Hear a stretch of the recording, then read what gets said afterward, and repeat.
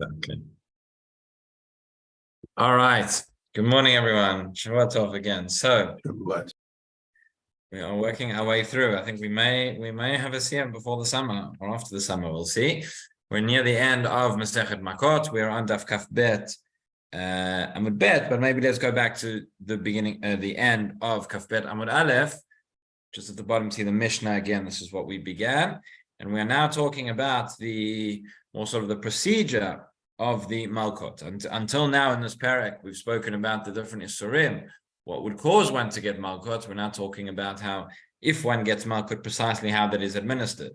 So the Mishnah said, we're at the bottom of Amud Aleph, Kaf Bet, Kama Malkinoto, Abayim Chaser Achat. Right? How many Makkot does one get? One who is half Makkot would get 40 minus 1. Even though it says 40 in the Torah, it doesn't actually mean 40, it means 40 minus 1. Or either the Torah only intended it to be less than 40, or the Chachamim came along, as we'll see, and said, although the Torah said 40, we're actually going to say that it should be 39 in case you make a mistake and in case there shouldn't be too many. That's how the Rambam seems to understand it. So, the way that it's worded, we saw this is actually two psukim, but the way that it's phrased in the psukim, it says b'mispal al ba'im. This is first in the number of 40. So the way we're going to read that is that in the number 40, the number which then becomes 40. Number which is close to 40, which is 39. Rabbi Yehuda Omer arba'im shlemot ulokeh. Rabbi Yehuda disagrees. Rabbi Yehuda says that in fact there are 40 full lashes. The following Mishnayot are going to talk about precisely where the Makkot take place. So, and we see they're in groups of 3. So number 40 does not fit into any group of 3. Where is that? He answers between ones. Okay, now says the Mishnah, this number 39 is really a 39 or 40, according to Rabbi Yehuda, is really a maximum. That is not necessarily the number. It can be less, because the chiyuv of Makkot is a chiyuv of Makkot, and it is not a chiyuv of mitah. If a person physically is not going to be able to sustain these all of these Makkot, and it's there with the whip there, this is not simple. These are very, very painful, and they take their toll physically. So if he's not able to withstand that, then he would get less. So the Beit Din has to go in, and they have to make an omid. They have to make an estimate. I don't know. They get a doctor's letter or whatever it is, but they come along and they work out how many a person can withstand. So he says, but it has to be in groups of 3. So if they decide that Ploni Almoni can only withstand 37, so then you would get 36, because it has to be a number which is divisible by 3. Now, what happens if there's an original estimate and that changes? Okay, so the Mishnah is going to talk about. A good part of the Gemara will discuss this as well. We're going to see a number of contradictions and difficulties. So says the Mishnah, at least at this stage, it says, so they said he can receive all 40, he can receive all that, and he received some of them. And then they then say, wait a minute, this is worse than we thought. He is actually, in fact, not able to withstand 39. He's only able to withstand fewer. So then we say patur. Now notice again, what was the case? How did the Mishnah say it? Right?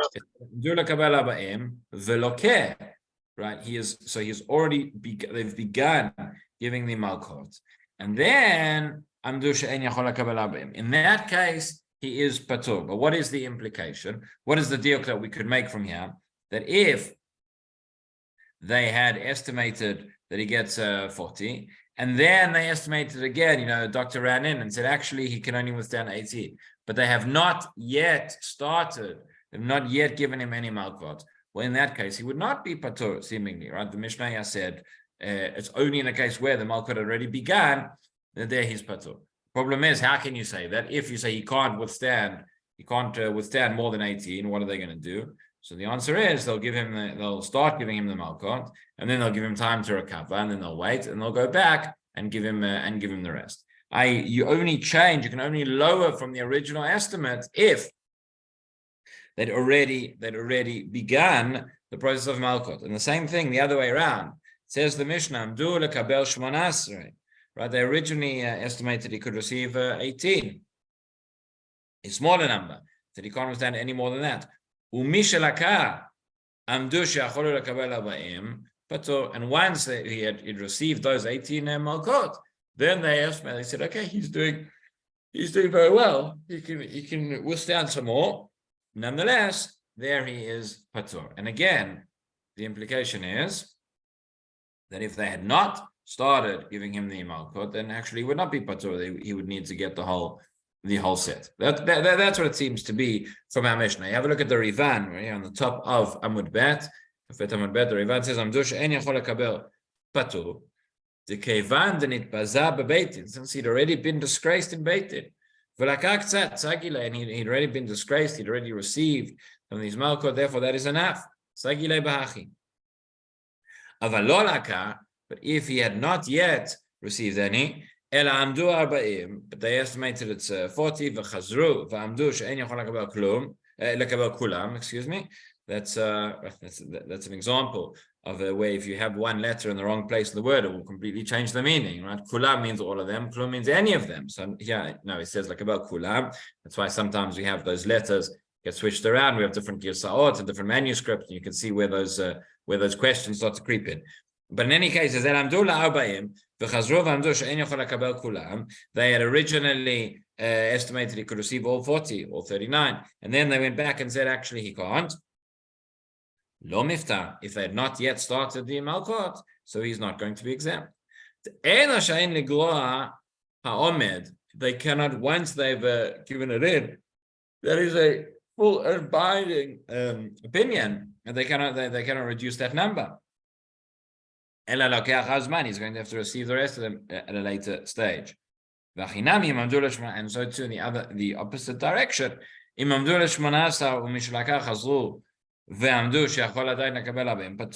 Right? They said originally he can withstand 18 Malkot and he gets them. And then they say he can withstand all 40. He's already patur, he's exempt. Mishum delaka, because he's already received those Malkot. But if he has not yet received those Malkot, then actually they can go and they can add on to that original number. Okay.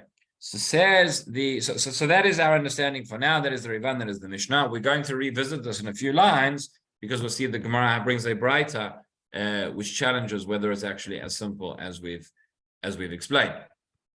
Says the Gemara now, Maitama.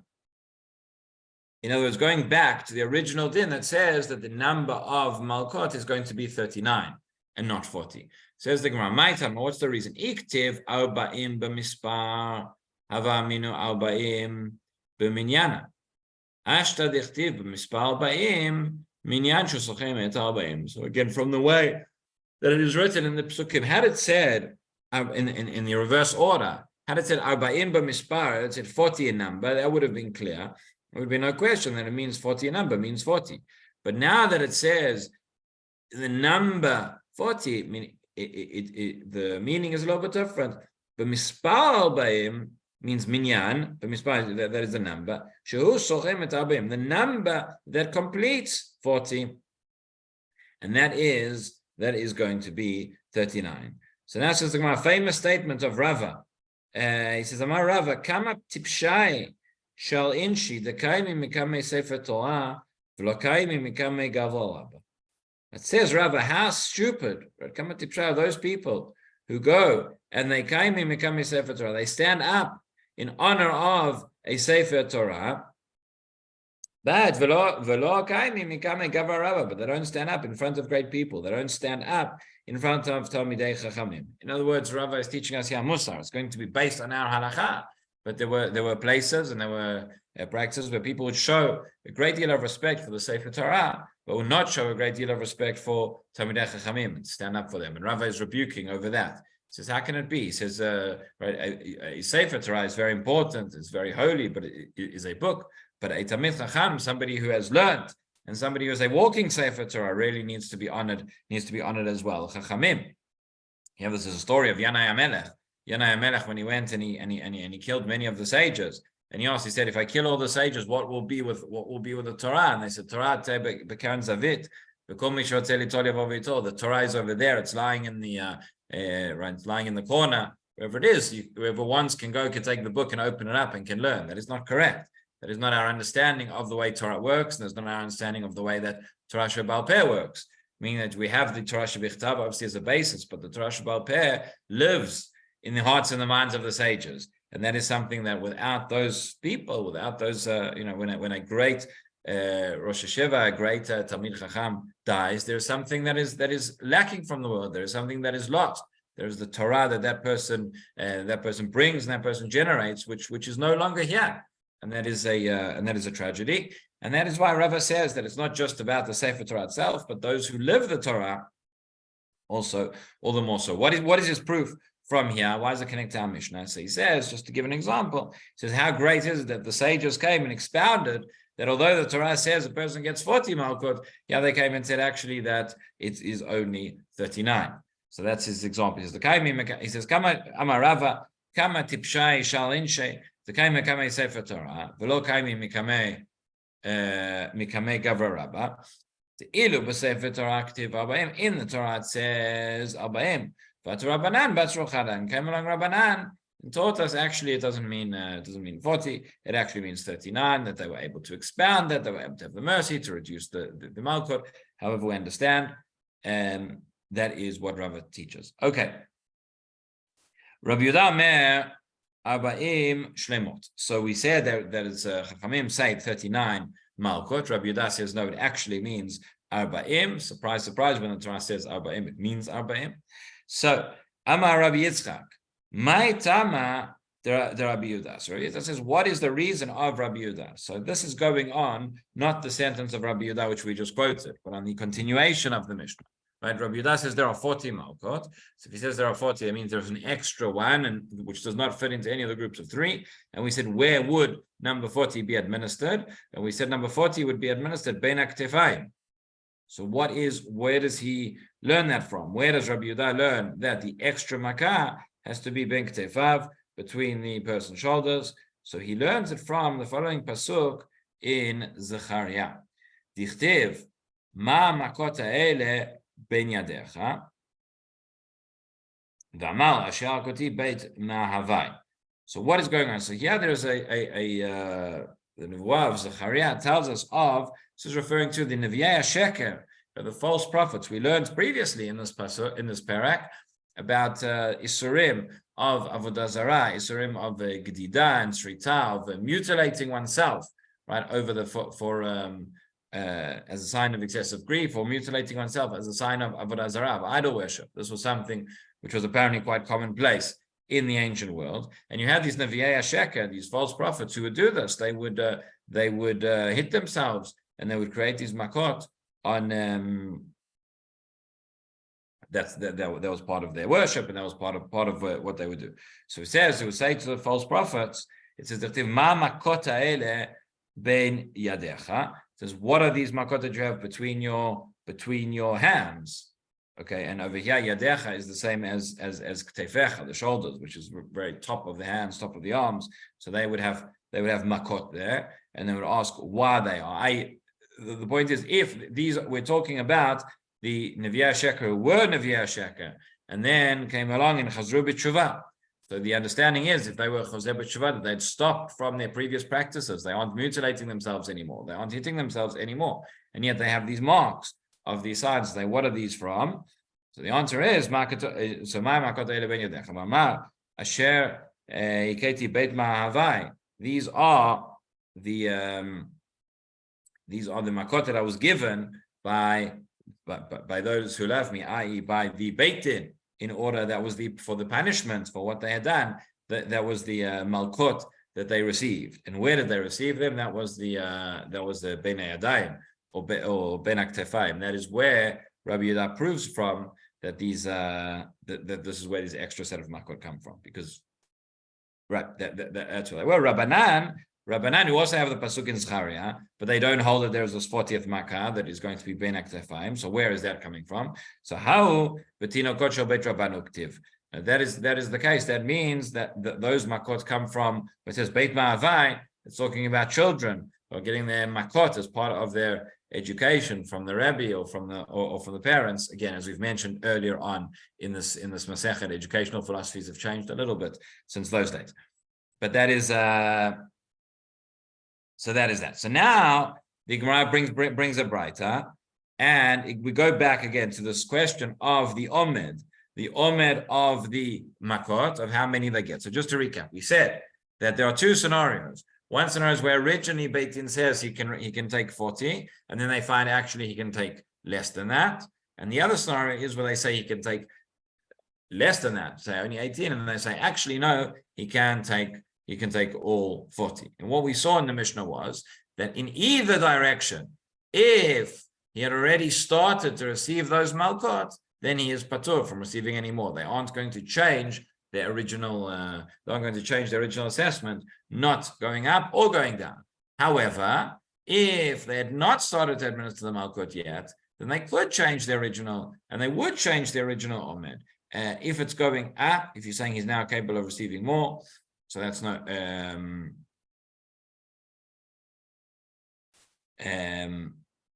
Yeah, then they say that he would receive that he would receive more. So says the Braita like this.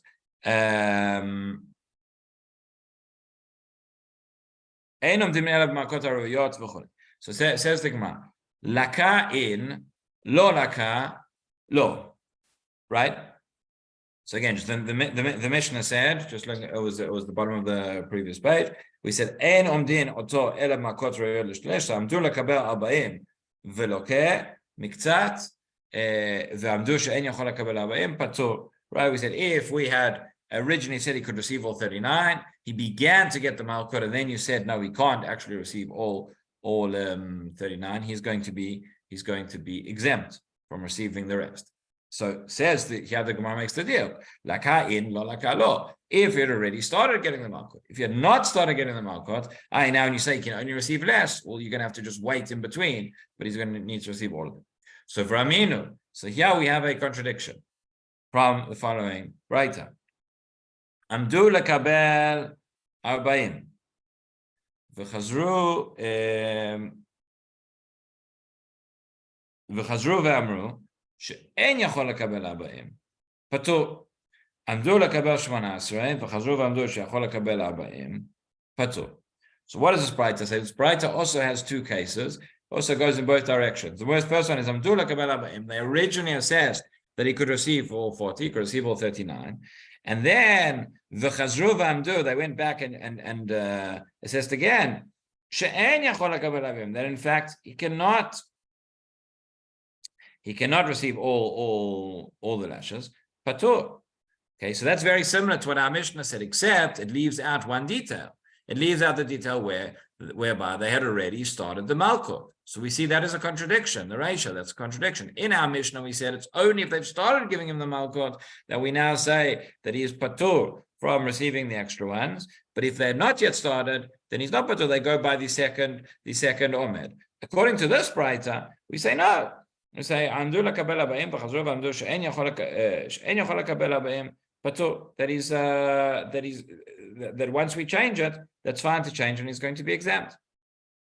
So that is so there is a contradiction. The second case is also going to be a contradiction. It says עמדו לקבל 18 וחזרו ועמדו שיכול לקבל 40 פטור. Right here it says if they originally established that he could get 18. And then they went and established again that he could, in fact, get all 40. So no, he is patur. He's exempt because at first they said 18. Wait a minute. So here, according to this, whatever happens, it sounds like we go by the more lenient. We go by the more lenient Omed. But in our Mishnah, we said, if they had originally said that he could only get 18, and then they go back and say that he can get all 40, it's only if they've started, and if he's already had the Malkot, that he's going to be patur. So according to the Mishnah, it really depends on whether the Malkot have started or not. According to the Braita, it doesn't. You're always going to go by the more lenient approach. So So that is a double contradiction. Let's have a look at the Rivan, which just spells it out the way we've just explained. The second Dibur Matcha on the Gemara, it says Raminu. He says, in this case, the Braita, even though he has not yet received any Malkut. So therefore, it seems to be that we don't make that distinction. We don't have that deal between laka and lo laka. V'achenami ben shamdu la'arbaim, ben shamdu l'shmonasre, lo avdinan le'ela umed rishon. And according to that, whether they had said that he gets 40 or that he gets 18, whatever it is, we only go by the first Omed. It's going to be difficult whether we're going by the Reisha of the Braita or by the Sefer. So says the Gemara, what's the answer? So again, just read one more time. It says, Makkot, Laka, we're on the first wide line, and Daf Kaf Bet Amud Bet. There's Laka in, Lo Laka Lo. Based on our Mishnah, it seems that the difference is whether they began the process of the Malkot or not. But here we say, Raminu, Amdu lakabel arba'im, v'chazru v'amdu she'en yachol lakabel arba'im. But originally you gave an Omed that said he can receive 40, and then you went back and said he can't receive all 40, or all 39, so he's going to be exempt from receiving the extra ones, even though they didn't yet start the process of Malkot. Amdu lakabel shmonasrei, v'chazru v'amdu she'achol lakabel arba'im. But they originally said the Omed that he could get only 18, and now they go back and say that he can get 40. So also there we say patur, but that's without having started the Malkot, which is what was necessary in the Mishnah.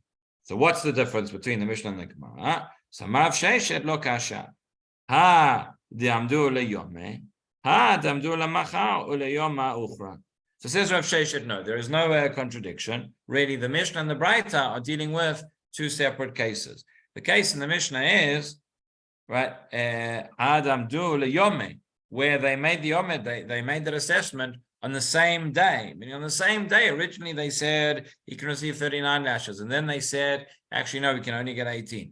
The case in the Braita, or vice versa, the case in the Braita is Adam Du Lemachar, that the second assessment took place the following day, or for a later day. In other words, they made the assessment. They said, we're going to give you a 39 Malkot. We're setting the date for your Malkot for a week from today, or whatever it is. And then the next day or a few days later, they come back, they assess again, and they say, actually, it's not as many as we thought originally. So the difference is whether the second assessment was made on the same day or was made on a later day. And what's behind this is the understanding that if it was all on the same day, it's very unlikely that within one day, within the space of a few hours, his condition is going to change so much that originally he could have withstood 39 Malkot, and now he can only withstand 18. So we assume, therefore, that there was a mistake that was made, and that's why we're not going to change it, unless the Malkot have already begun, and therefore he's had that disgrace from Beit Din, and that is enough to be poterim. Whereas if the second assessment takes place on a separate day at a later time, then there's enough time that's passed, and we assume that there's enough time that's passed that in fact the original one was not a mistake, but that the condition has changed, and therefore it would be different. So have a look at Rashi, Rivan over here. He says, Ha de'amduhu liyomei. Matnitin be'amdu leyome lekabel 40 or 18. But in our Mishnah, when it talks about the Beit Din coming and making this Omed, giving this judgment as to how many Malkot can be withstood, that is all on the same day. That originally they made the assessment for 40 and then they said for 18. Vilkach ki chazru v'amdu bo bayom she'en yachol lekabel or yachol. Then when they go back on the same day and they change their mind about saying whether he can that he cannot actually withstand that number of Malkot, or conversely that he can withstand more, Iglai milta the omed shelahem lo haya klum kevan de bo bayom satru kol ma she'amdu. right? That is going to therefore iglai milta, that is going to reveal to us retroactively that omed shalem, that the original omed that they made, lo yaklum, was incorrect. In the same day, they came along and contradicted themselves. It's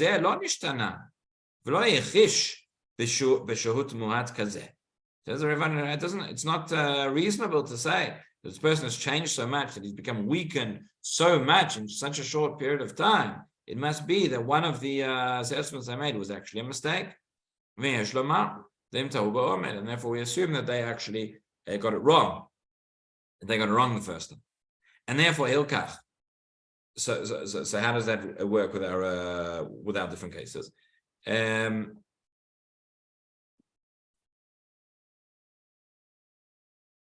Sorry, I just lost my place there. Right. The yesh lomar, the hemta over beomed. Hilkach, therefore. Ki amdu tchila le'arba'im, if they had originally estimated they could withstand all the full set of 39 lashes, v'chazru v'amdu bo bayom she'en yachol lekabel, and then they went back on the same day and said, actually, he can't get 39, he can only get 18. Im lakam miktzatan, if he's already received some of them, so then he's exempt. We say, well, to go with a smaller number. Shelei nitbaza, because he's already been disgraced in Beitin. V'im lo laka, but if he had not yet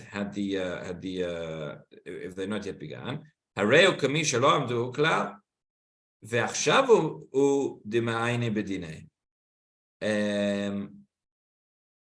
Then we say it's as if no. Then we say it's as if they had not originally made the assessment at all. We check that out because we say only now are we going and examining because there was a mistake. And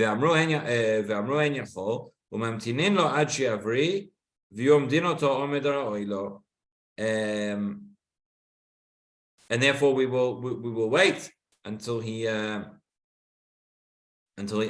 healthy and they can go and assess him again. And so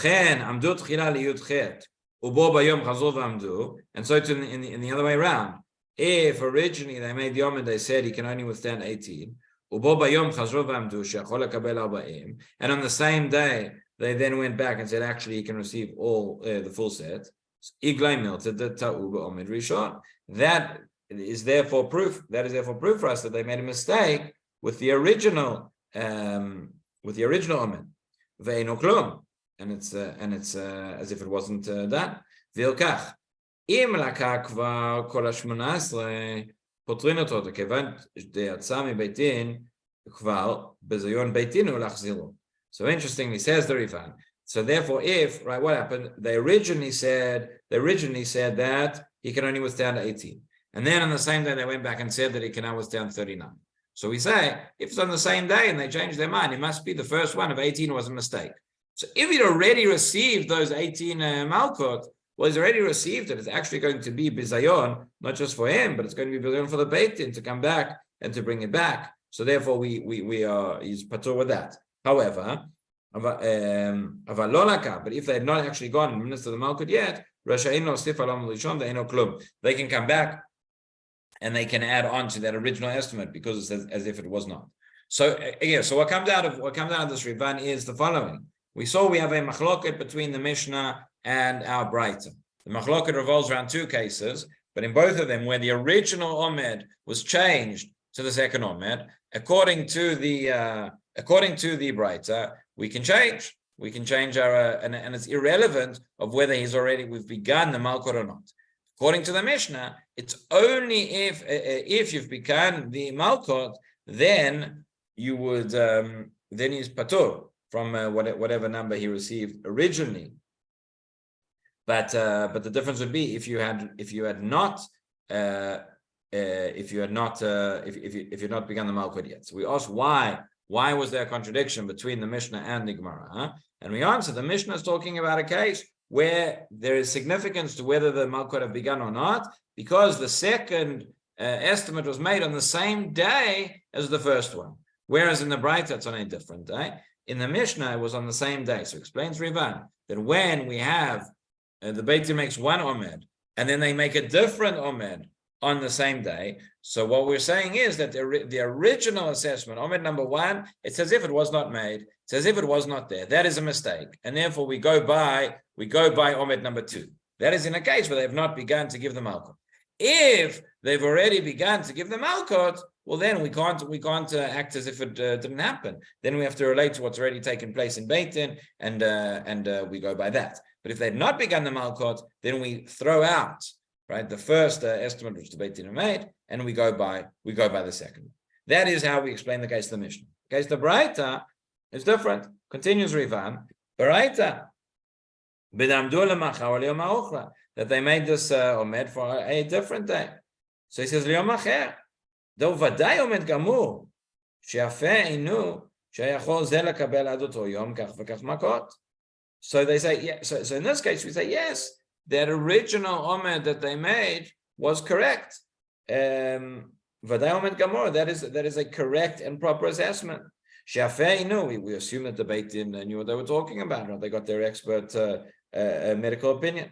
That until that day, it was correct and it was true that Ploni Almoni could receive 39 lashes or however many it was. However, we're now in a different day. Now things have changed. Now he's become weaker and he's not going to be able to withstand that entire quota of Makkot. Hilkach. Therefore, ad yom ploni. That which they said he can withstand 40, which is actually 39, that was until a certain day. That's true. And now that day comes, and they make a new assessment, they find, in fact, he cannot receive all of them. So Omed Rishon, Omed Gamuru. In contrast, the case in the Mishnah, yeah, we say that the first Omed was a proper Omed. והואיל ונשתנה ונתקלקל שאין יכול לקבל פטור אף על פי שלא לקה שנתבזה באותו עומד.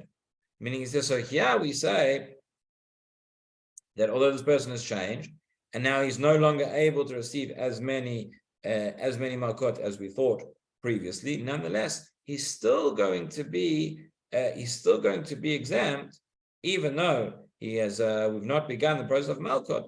That he's already been disgraced by the fact that they said what they measured beforehand. And so it's in the converse case. If they originally said he can get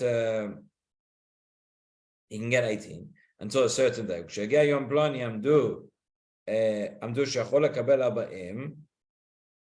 אין לוקה אלא עומד ראשון. דעומד גמור היה, כך נראה לרבי.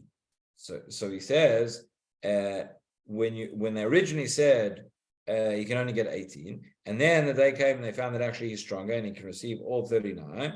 So nonetheless, even there we'd still say that we go by the first quota. In the case of the Mishnah, we said there, yeah, where they're not begun the Makkot, that the first quota would be chucked out because it was incorrect. They were saying, no, it was correct. And therefore, since it was correct at the time, the fact that he's strengthened in the meantime, that is immaterial, and he would still only get that lower. It would still only get that lower number. Okay, so that is the difference between the two cases. There's no machloket at the end of the day. The Mishnah is talking about a case where the two different times where they assessed and they made that omed were on the same day, and therefore it's as if the first one did not exist. And whereas the Baraita says no, both of them existed, and therefore we can go by the lower number, even if Makkot had not yet begun. All right, we have another couple of Mishnayot on this stuff. Let's just see the next Mishnah quickly, and then tomorrow I guess we'll carry on with the following one. The Mishnah here says like this: Avar Avera sheyesh ba shnei lavin. So we've seen already that there are a number of circumstances whereby a person transgresses one Avera, or does one action, and they could get multiple sets of Malkot, right? We had it in the previous Mishnah, the case where somebody was plowing with a Shon Chamor Yachdav, and you had the Kidei Kerem, etc. So yeah, the Mishnah says we don't need to go so far reaching. We don't need to go over a case where you have 8 sets of Malkot, but even if you just have a case where you have 2 sets of Malkot, right? So one Avera, Shesh Bashnei Lavin, there are 2 Lavin or 2 sets of Malkot. So now, what happens when they assess how many they can receive. So amduhu omed echad, amdu omed echad, loke upatur, ve'im lav, loke umitopeh v'chozer v'loke. In other words, how does this omed work? When the Beit Din comes along and estimates how many malkot the person can receive, are they making an estimate for one avera, for one set of lavin that he's done, or are they making the estimate for both sets? In other words, if the Beit Din comes along and says avera shesh bashnei lavin, right? Amaduhu omed echad. They come and they make just one omed. They make one assessment. That one assessment of how many he can receive for the entire set, for both of them. So let's say they come along and say, we'll look at the numbers shortly. The Gemara will say,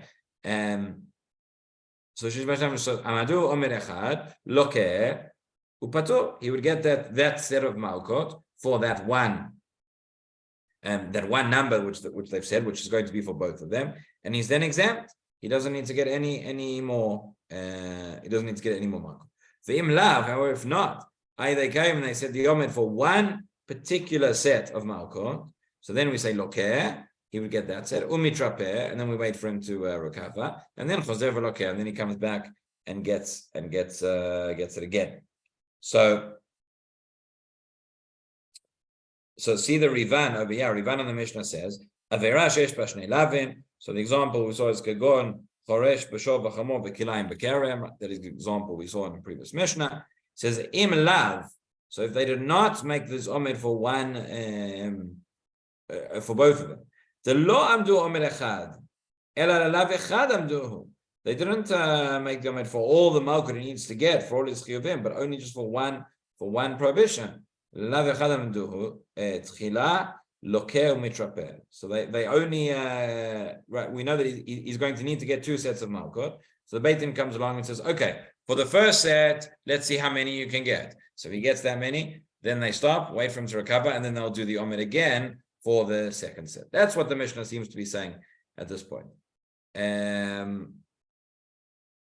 So says the Gemara, Tanya, don't we learned in a Braita, enum din omed echad lishnei lavin. Right, the first case, part of the Mishnah said that if you have one omed for both sets, but here we see, don't we say that you don't give one omed for two different lavin, each one needs its own.